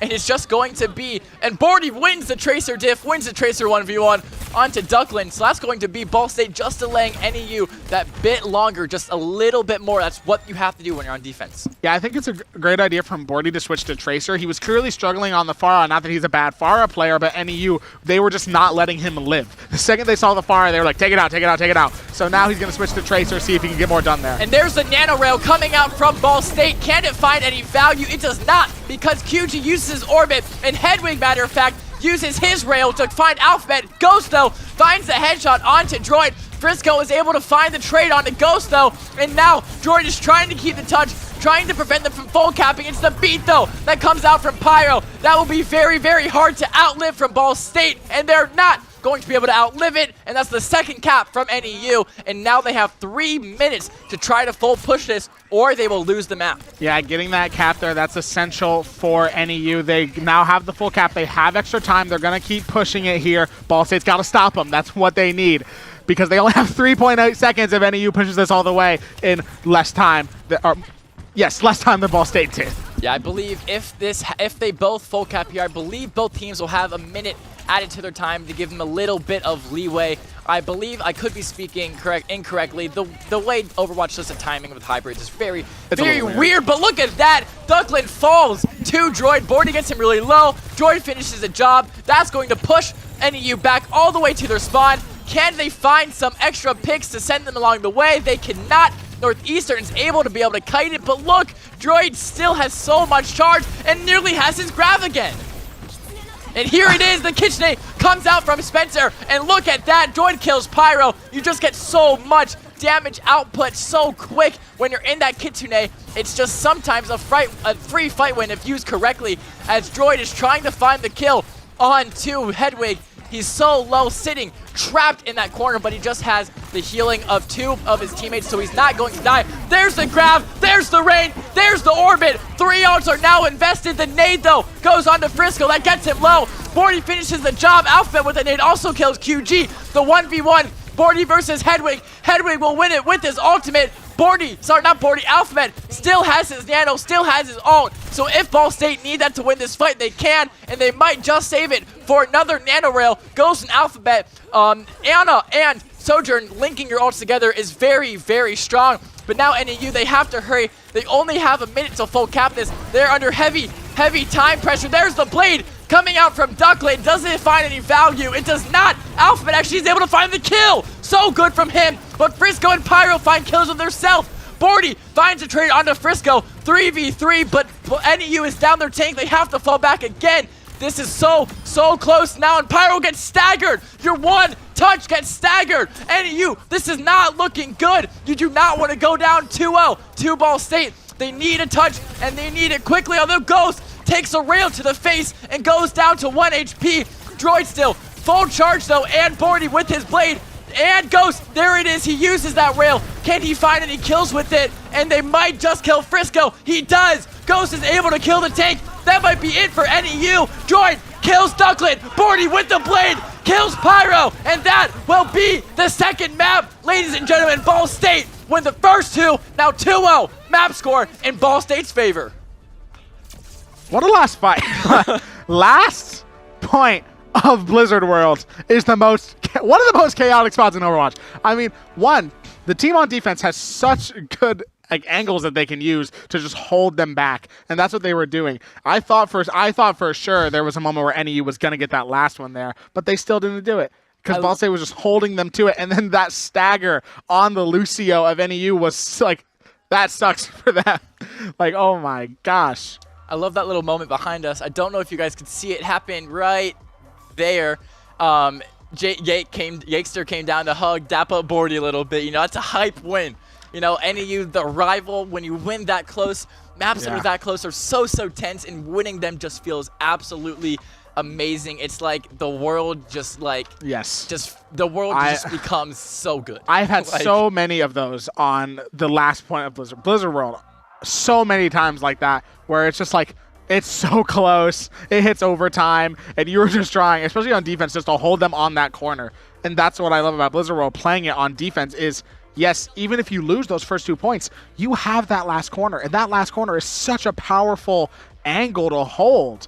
I mean, you could play poke, you could dive, and then immediately run back for cover. There's so much that you can do on that last area that I just love Blizzard World. It's one of my favorite maps in the game.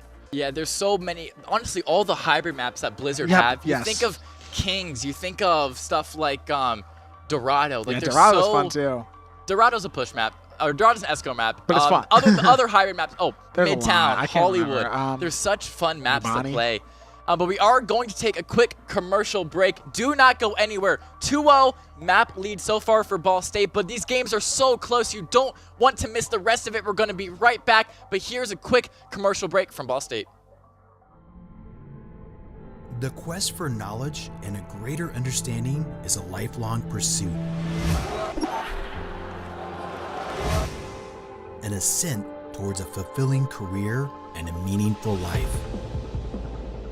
As Ball State Cardinals, we learned early on that it's our responsibility to prepare and to prepare you for anything. Beneficence stands tall as a symbol of enduring values that have sustained us for more than a century. Forged during a turbulent time, the Great Depression, and from the contributions of more than 11,000 people, beneficence inspires us. What we know about adversity is that we do not choose the time, but we do choose the response with grit, creativity, and dedication. Where tradition meets innovation, we form an enduring partnership, a formidable alliance with a deep desire to learn, to teach, to grow, to thrive, to fly. The values of Ball State University embody a wealth of opportunity, a powerful bond among faculty, staff, students, and alumni, and a bright future that includes you. Our intellect and experiences fuel our purpose and our capacity to serve our neighbors. Your journey begins now. We will remember this time for the opportunities we seized, the discoveries we made, and the lives we transformed. At Ball State University, with beneficence as our guide, we fly.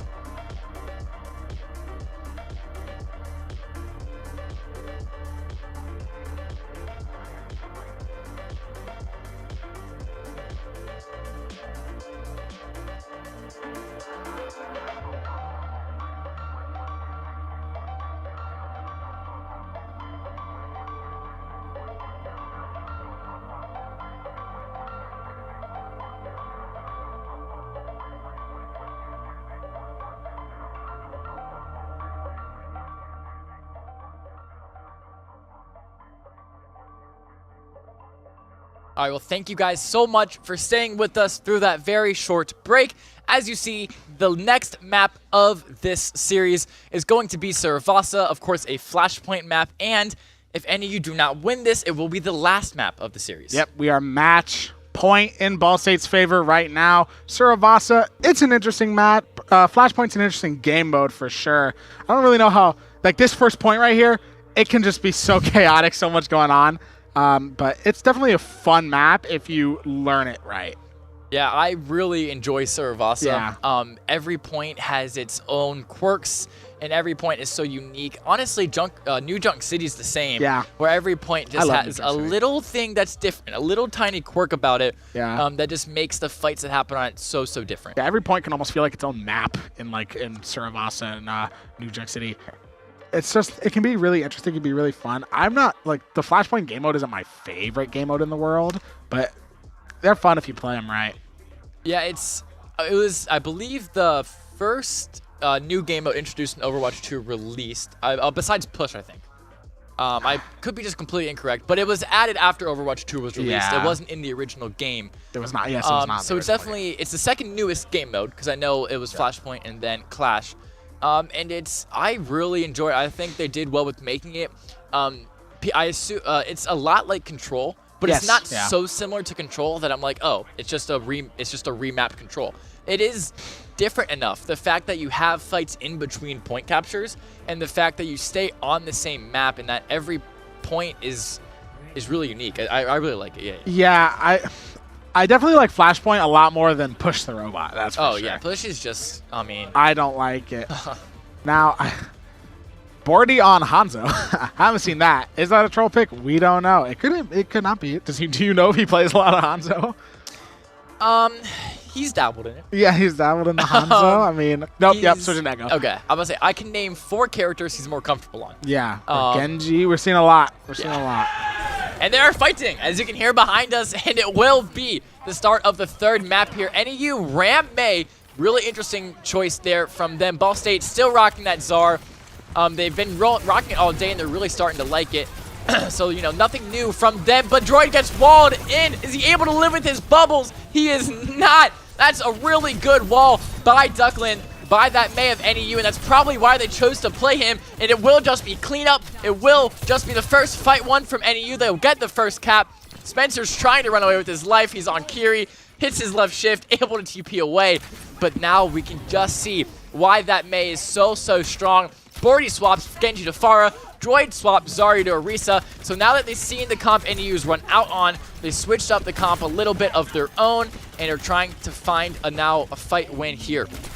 They have to find this quickly if they do not want NEU to take too much point ticks here, because this percentage goes up much quicker than it does in Control that you would have seen earlier on Oasis as it was. But now it's going to be all kicking off here. The cryo comes out from Duckland. He's now going to be very vulnerable if Bordy can find the dive onto him. But look at that.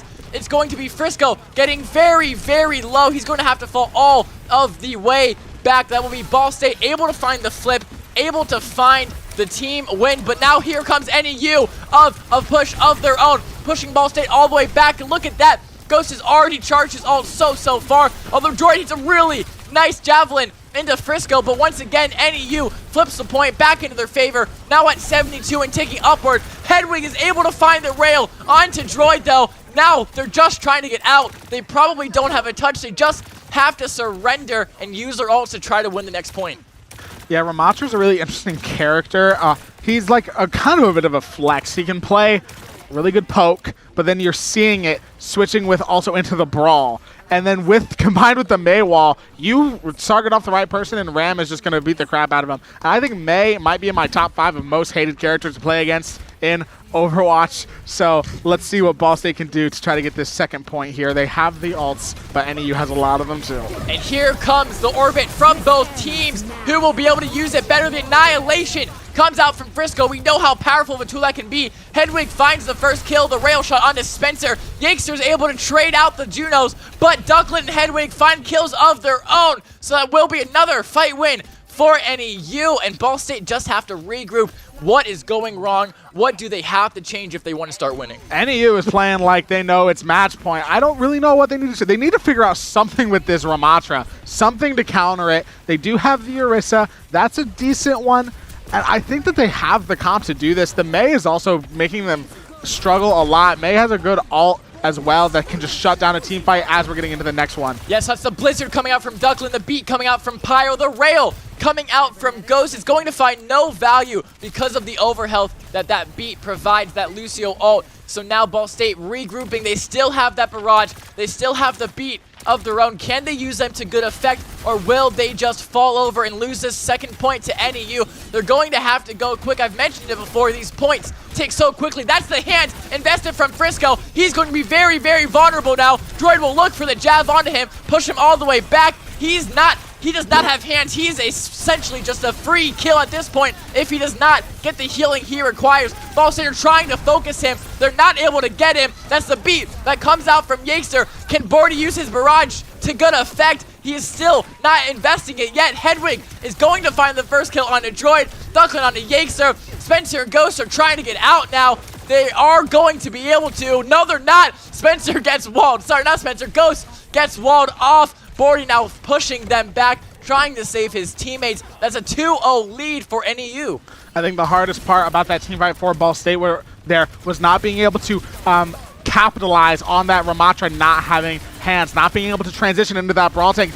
Ramatra was able to be kept alive, and that was not what Ball State wanted to see. It allowed them to get so much more momentum as we're already getting into the next team fight here. I believe Bordy should have just solo barrage Frisco there, just get the free kill. I don't know why he didn't, but that's 2 orbital rays invested from both teams. Bordy's the first to fall, but Frisco falls next with a blizzard. No, sorry, not the blizzard. It's going to be no more ults invested. There, I lied. Terra Surge is invested from Droids, able to find a kill on Duckland. Now, can he clean up? Can he find the kills on the supports? He's looking for Hedwig. He does get Hedwig, but not before he hits the headshot rail on to Yakester. Can Bordy find the cleanup? He's looking for it. He's trying his best. It's not easy to hit those projectiles on a quick moving Lucio, but it will be Ball State that caps this third point first. And Droid finds a really nice jab onto QG and will find the first pick and push NEU back, give them a little bit of breathing space. Yeah, Ball State, they had that momentum there. Killing the Soj when in the middle of their ult, that was definitely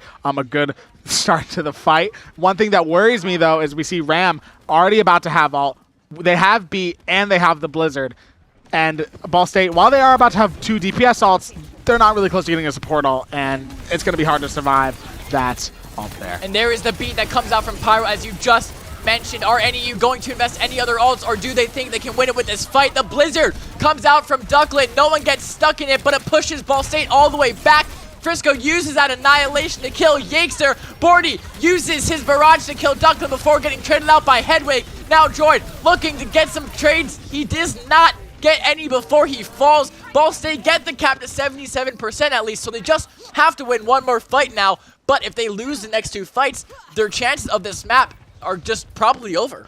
Yeah, Ball State is kind of in a must-win in this next fight situation. It's good that they got it to 77. That's what they want. They wanted a high percentage there, so if they win the next team fight, they basically won the match. But now NEU has this point, and it is ticking up really, really fast. And that's one thing with Flashpoint, is you're surprised about how fast the point ticks up. You don't expect it.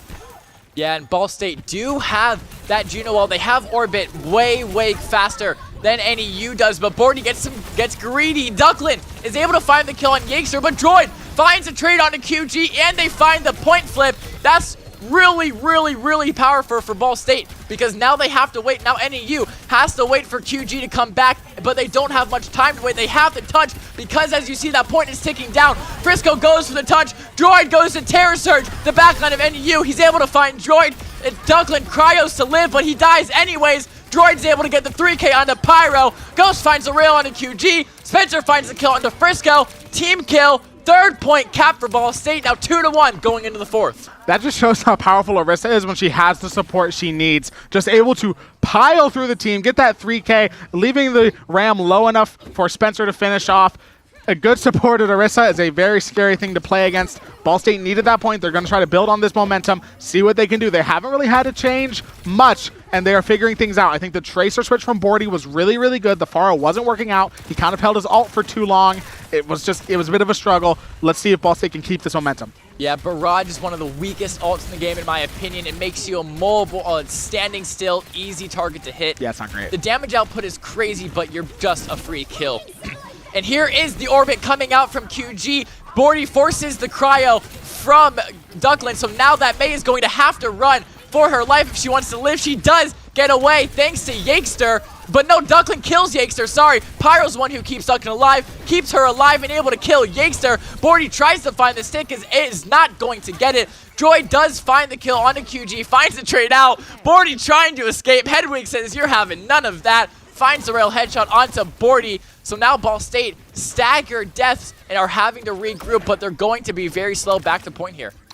Yeah, kind of an interesting team fight there. NEU has almost all of their ults. They are only missing the orbit. They definitely can hold this point. Ball State is going to need to take it, but it's going to be hard with all of these ults here. Spencer is really close to orbit. They're going to have to charge that as quickly and use it as soon as possible. And here it is, as I called, as I predicted. Spencer pops it, but the Blizzard and Beat get used by NEU, so Spencer will get frozen insta-die. Frisco pops his Annihilation, finds 3. He gets Ghost and Yakester, and he finds the 4th onto Bordy as well. The Terror Surge from Droid is the last hope that Ball State have to win this map. He's going to fall. Can Yakester, can Spencer get back in time for the touch? They do not have it. NEU will take a map off Ball State. Ball State lose their first map of the season.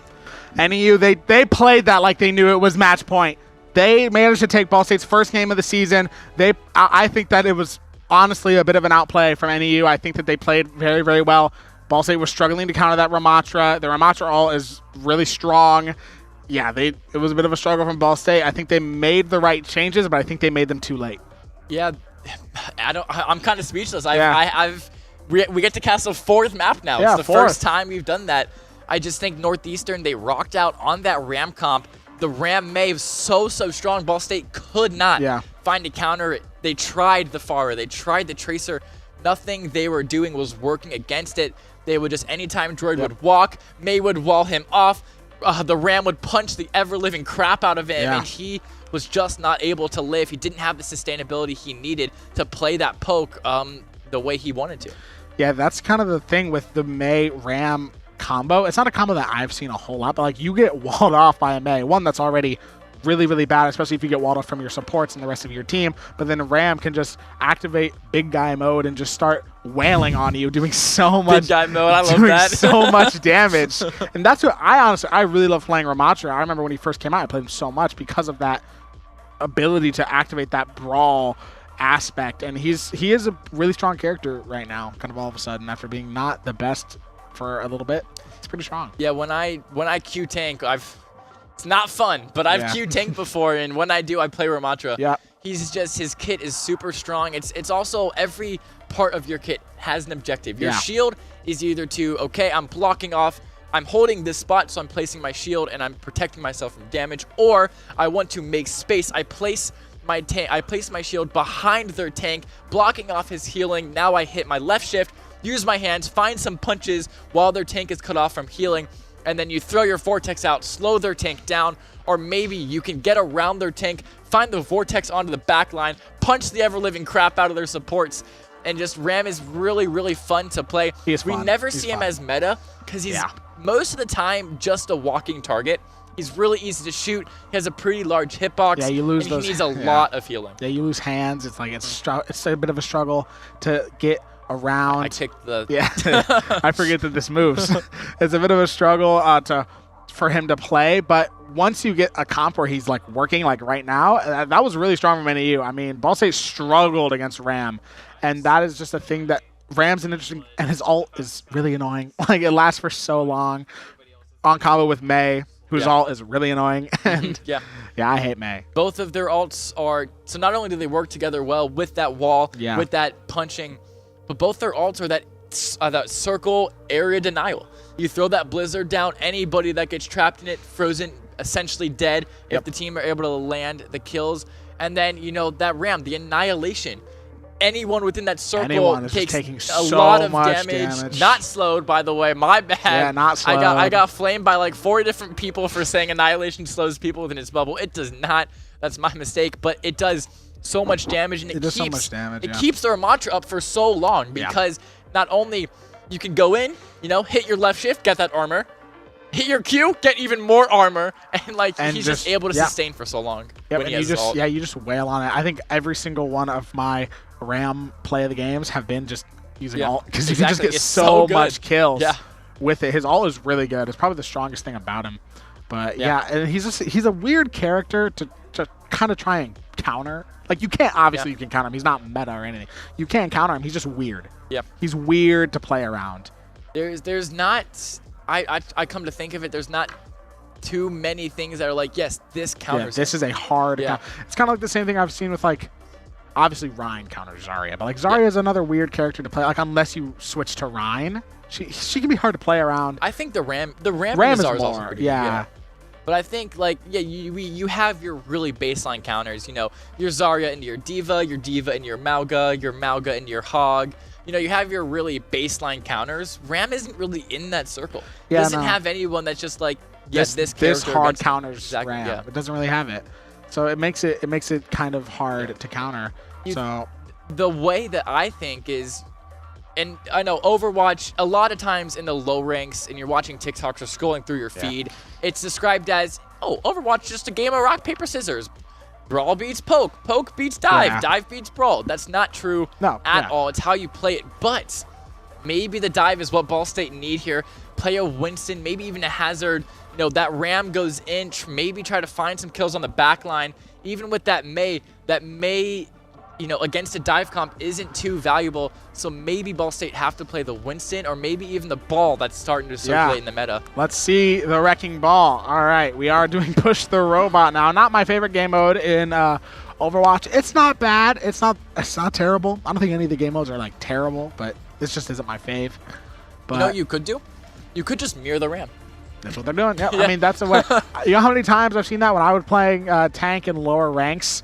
They just mirror you if you're destroying them. They just mirror you and just try to do it. I do it sometimes too. If someone plays Sigma, one of my favorite things to do if someone's playing Sigma is like, I know I'm a better Sigma player than you, so I'll just mirror him.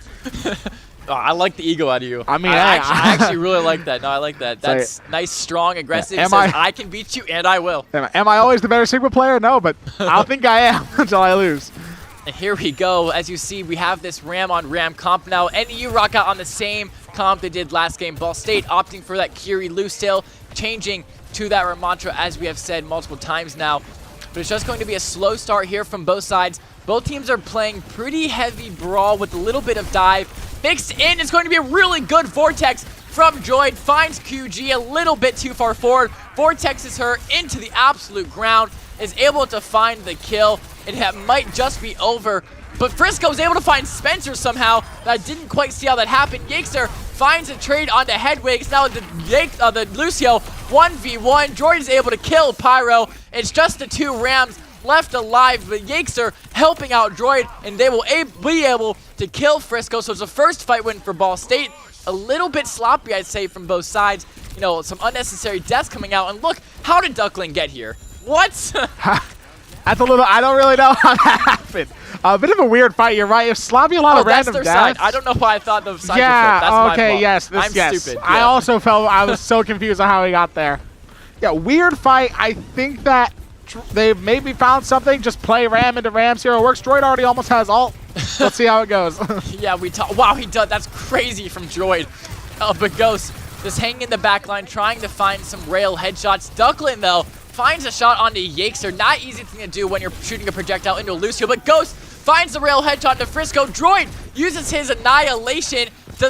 He's able to find two, not with his ult, but just finding two just with his regular melee and regular abilities. So that will be another fight win, and that will be close spawns for Ball State. Yeah, that was kind of an interesting thing. Droid did use his ult. One thing I noticed in that fight with Ramatra is when you use the hands, activate big guy mode, like I like to say, if you're stuck too far back, that really sucks. You use it and then everyone backs up and now you're like just running after them, some big guy, trying to get any sort of damage. It has a little bit of range to it, but it's a struggle. That's one thing of using the hands at the right time with Ramatra, and it's a bit of a struggle. Spencer gets an amazing kill onto Duckland there. I love those Kiriko headshots. Some of my favorite things to see, 120 damage. But now Ball State down their May, or sorry, NEU down their May will just try to run away from Ball State. Ghost, though, once again finds the rail headshot onto Hedwig. Ghost is having none of them running away, finds that little extra stagger, which delays Northeastern just that little bit more from contesting this point, and that little bit more gives Ball State as much of the push as they want. for that extra time. And Duckland now off that May on to Torbjorn. Here's the Kitsune coming out from Spencer. He's saying Frisco. He's saying Ram. He's Kitsued straight onto Frisco. Wants him to die instantly. Yakester beats. The Orbit comes out from QG. So does the Annihilation from Frisco. That's going to push Ball State all the way back. No one has died yet. It's just about kiting ults right now. Ball State, the only ult they have left, though, is that Pulse Bomb for Bordy, not particularly strong. But Ball State now looking to push back with cooldowns of their own. Can Bordy find the pick in this fight? Can he find the kill he needs with this Pulse Bomb to swing the tides in the favor of Ball State? We have to see if he's able to, because right now it's going to be Bordy with the Pulse Bomb at Hedwig. As I've been saying, he is able to swing the fight. He is able to swing things into Ball State's control, and Spencer gets 2, and it's another fight win for Ball State. Really long, really close fight. A lot of ults were exchanged there, but now Droid nearly has his again. Yeah, I think what I like to see from Droid there is the perfect usage of the hands. As I was talking about, you never want to use those hands when you're too far back. You don't want to use the hands and then have to push up, because you're a walking target when you do that. He's only using the hands when he's right next to them. He's getting the damage he needs, and then he's able to back up, maybe use his shield and get that poke damage. And just as you said it, he's using those hands as he's in range of the backline, but Bordy gets flash and headshot Hedwig. Enough of that Tracer does the counter pick onto the Cassidy, but Droid uses a really good Annihilation. Gets so many of the NEU players caught in that ultimate, so it's going to push them back a good amount, delay them a little bit. Maybe he can delay them until Bordy returns. He can take a fair fight if they're all able to live. Bordy is on his way back. Now it's an equal 5v5 once again, and only ults online are the Molten Core of Duckland and the Kitsune Spencer and the Orbital Ray of QG, and there comes out the Kitsune comes out in response from Spencer. Droid is punching the ever-living crap out of NEU, but he is going to fall. That Orbital Ray does too much healing, too much damage beats output, but Ghost looking for the trades. He finds one. This is not a lost fight. Ladies and gentlemen, the DPS of Ball State are too good to let them lose this fight for free. Spencer finds the kill on the Pyro. Now it's a 1v1. Bordy versus Frisco. But Bordy has that pulse. Frisco knows that he does. He does not want to get stick. And Yakester is back in time to help. So is Droid. Ladies and gentlemen, it looked like a lost fight for Ball State, but Ghost and Bordy never gave up hope. And that's the TP Suzu from QG. He's going to be on the back foot, but Frisco finds the axe on a Droid, and that will be the fight win for NEU. What a freaking fight. I thought that was over so many times. One in NEU's favor, and then the DPS, Bordy, and Ghost being able to hold on to that point for so long. I honestly thought that Ball State was going to take it. It was great stuff from Frisco there. He's going to be able to out-brawl the Queen now, and that's why we see Droid switching to Queen. Queen is going to out-brawl Ramatra any day of the week, and we know how good Droid is at Queen. Maybe he's using the mentality that I use with Sigma here. I know I'm a better Queen player than you, so I'm just going to play Queen right into you as we see the Cassidy all come out. And Hedwig pops his noon. Pyro pops the beat. Hedwig will die, or Hedwig will kill Droid with that noon, so that might just be another fight win for NEU. But look at this. Bordy finds a sneaky pull, the robot. Hedwig tries to peel, tries to take the bot away from Bordy, and Yakester, he dies trying to do so, and now it's a 2v1 on point. Yakester does fall to QG though, so NEU still have the team fight, but that prolongs them so much further because they now have to re-push the bot to where it was. That is not what you want if you're NEU. You cannot let the robot go unattended like that again. But here we go. Droid is already back fighting on the front line, using his cover, using the walls to good effect until he got knifed in and axed away from that wall. There's the Molten Core coming out from NEU, and there's the Suzu Kitsune, but Frisco will find the kill on Droid. Droid did not have his shout. The Suzu was already used once to save his life. He had no other lifelines, but Bordy finds a stick on the Hedwig. Frisco finds the axe on the Yakester. This fight is not over. Can Ball State find another pick to put this fight in their favor? Bordy does find the kill onto Duckland. He's looking now for Pyro, but he gets booped, and he will be the next one to fall. Droid is back, looking for some poke damage from far away, trying to keep them back. They do not want to let them get close spawns, although now Frisco has to back up. One thing I'd love to see from Bordy right now is he is playing Tracer amazingly. He is prolonging these fights for so long and draining out the time of NEU. As most of Ball State is dead, Bordy is just running around, using his abilities, using his cooldowns, and just prolonging this fight so hard. He's still getting picks, he's still getting kills. It's amazing stuff from Bordy. Yeah, he's just doing that. Look at that. He just forced the Suzu out from QG. That's going to be an early advantage already for Ball State. And here it is, the shout, the axe. He does get flashed, though. The beat comes out from Pyro. Droid uses the rampage. That is the entirety of NEU, Anti, and Bordy, and Ghost will find the kills. They're all purple. They can't get healed, and that will be an easy team kill for Ball State. Perfect, absolutely perfect ult from Droid there. He got the whole team right as they used beat, basically making the beat useless. None of the team can get killed, allowing Ball State to just pick up the pieces. That was a textbook perfect Droid ult. Junker Queen ult, but yes, Droid used it. So that was amazing stuff from Droid there. And now NEU only have a minute to not only win this robot back, but push it 70 meters in their favor. This is not going to be easy, and not if Ghost finds the rail headshot onto Headwing, already down a man, finds the hot rail onto Pyro, you're down 2 now. Bordy finds the kill onto Frisco. That will be another team fight win for Ball State. This is looking very, very grim if you're an NEU fan. Just not as good of a rampage there from Frisco. He used it, he didn't really get anything with it, and immediately losing it. Ghost, amazing stuff with the rail, picking off, I think, 2 or 3 there. That is what you want to see, using the ult to the maximum of its ability, and that is what Ghost did. And now Ball State has 3. Ball State has 2 support ults, some of the strongest ults in the game, and there it is, the KitchenAid comes out from Spencer, and that's just going to push NEU all the way back. They have to kite this. They don't have time to kite it, but they don't have a choice. Yakester finds the kill onto Duckland, though, and it will be the KitchenAid coming out from QG Hop as well. They now push back with the ultimate of their own, but they're still down the man. They are still down.